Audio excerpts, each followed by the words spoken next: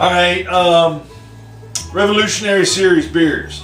Okay, we did the whiskey barrel beer at the beginning, which is my fucking brown recipe that I do, and whiskey barreled it.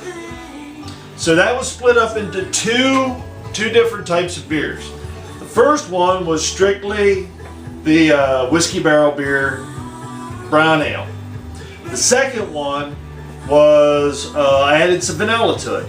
So that's the part of the Revolution Series beers 1 and 2 is whiskey and vanilla whiskey barrel beers.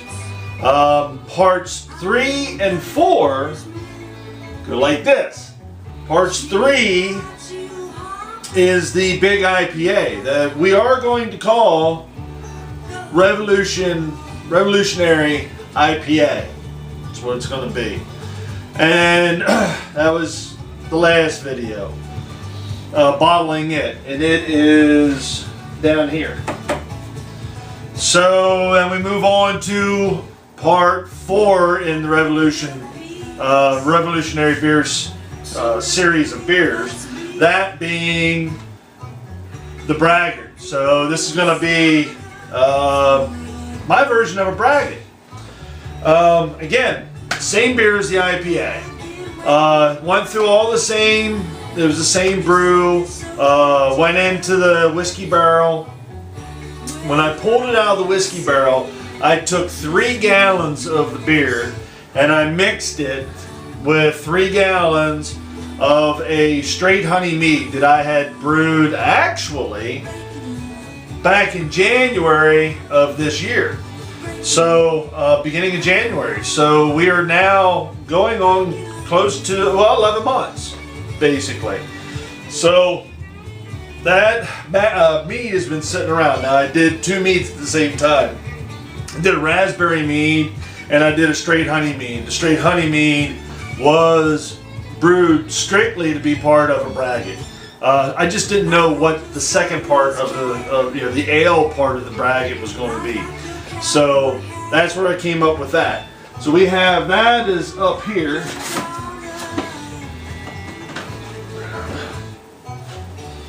This right here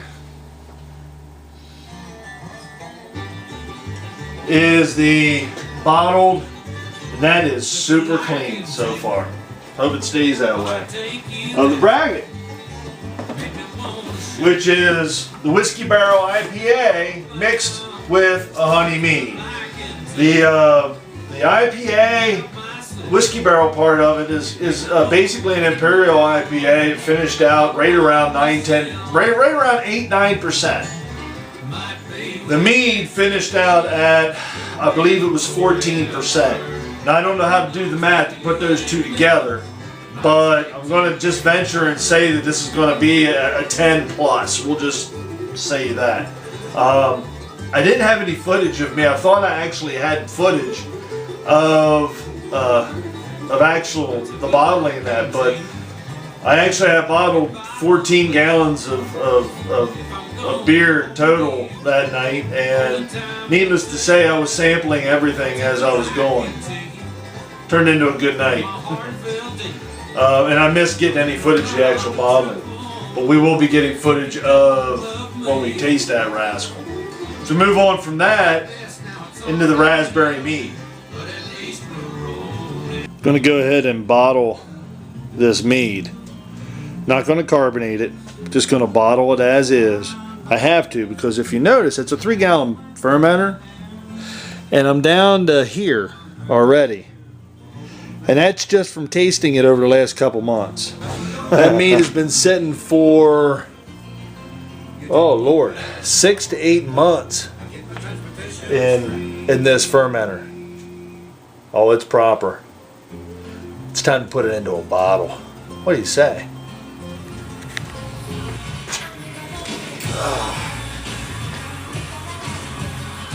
This is the mead, and it's finished out at 1020. Not carbonating it, I'm just bottling it as is. Oh, the aroma on this is ridiculous.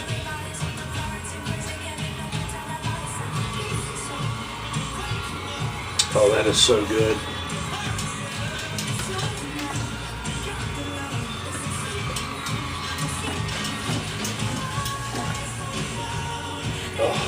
Oh.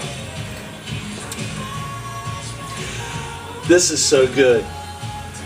Oh my God. I can't even describe to you just how good this is.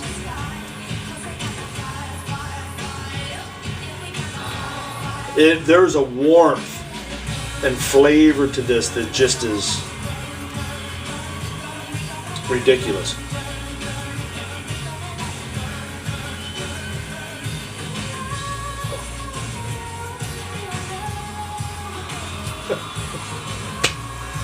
Oh, yeah, that's good. Quite a full night of beer, actually. I bottled up, let's see, 5 gallons of the huge IPA. I did 3 gallons of a mead, bottled up. No, I didn't carbonate that. That's just going to be bottled up the way it is. And I did 6 gallons of a Braggot. So that's 11 and 3. It's 14 gallons of beer bottled in one night. That's a busy night right there. Friday's cold one too. As we get into Saturday, it starts to a bit through the weekend and into the early part of next week. Could see some. I love it though, right? Next week's as cold. In fact, home brewing, it just doesn't get any better than that. There you have it, folks. This is SJ Pour from Little Face Brewing, enjoying the fruits of his labor. Why? Because he brews beer.